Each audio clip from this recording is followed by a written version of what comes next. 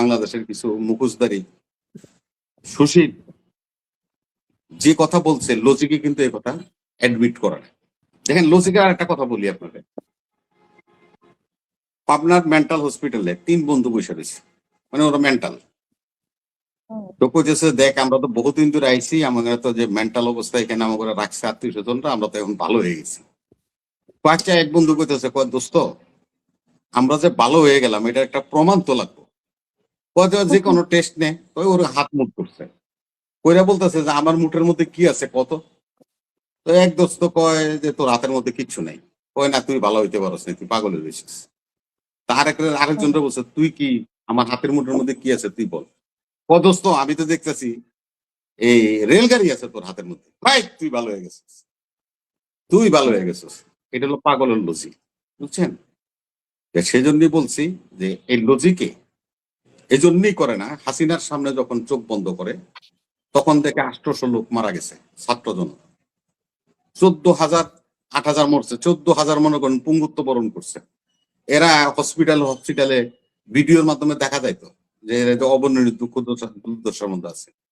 এই সমস্ত সিনারিও গুলি যখন আসে চোখের সামনে ভাসবে, হাসিনা নামের মানুষটা, আমি ওই সিনাল সম্পাদকীয় কথা বলছি না, হাসিনা নামের মানুষটা যদি মানুষ হয় তাহলে কখনো সে বাংলাদেশে ফেরত আসার চিন্তাই করতে পারবে না, যদি সে মানুষ হয়।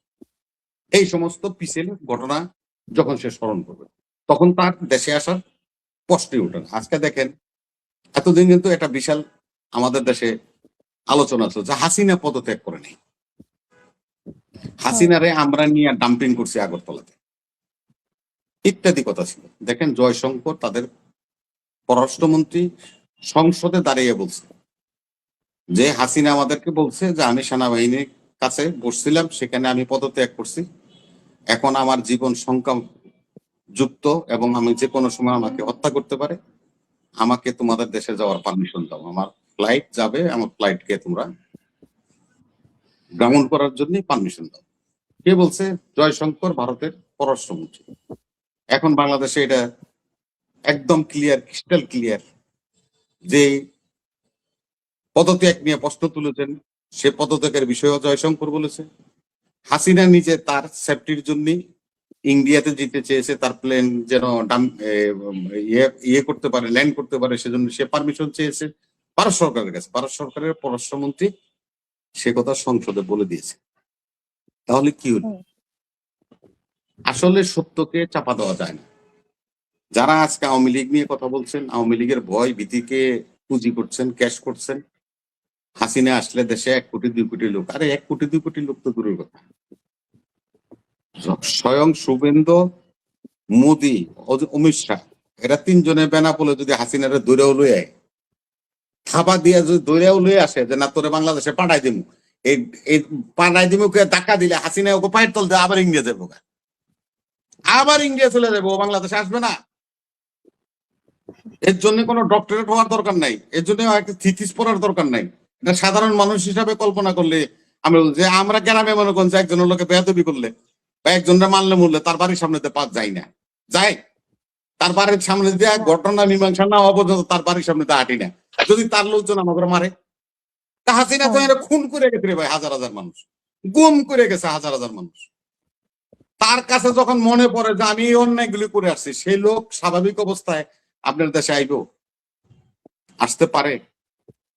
পারে না। তো তারপরেও দেশে ষড়যন্ত্র হচ্ছে। যে 900 বছর কথা আপনারা বলছেন, আমরা সংস্কার বিষয়ে কথা বলেছি, আমাদের প্রধানমন্ত্রী 31 দফা বাস্তবায়নের লক্ষ্য কি, কতটুকু করেছেন এবং কতটুকু হয়নি, শ্রমিকদেরকে সেই বিষয়ে উনি অবহিত করেছেন। যেহেতু শ্রমিকদের সাথে আমি দীর্ঘ 10 বছর আমরা একই কাতারে দাঁড়িয়ে আন্দোলন সংগ্রাম করেছি, তাদের সাথে পরামর্শ করা একটা দলের নৈতিক দায়িত্ব এবং কর্তব্য। যে দলটা লিডিং করে, যে লোকটা, যে দলটা লিডিং করে, সে দলটা অবশ্যই এই বিষয়গুলি অবহিত করতে হবে, প্রয়োজন হয় শরীরদেরকে।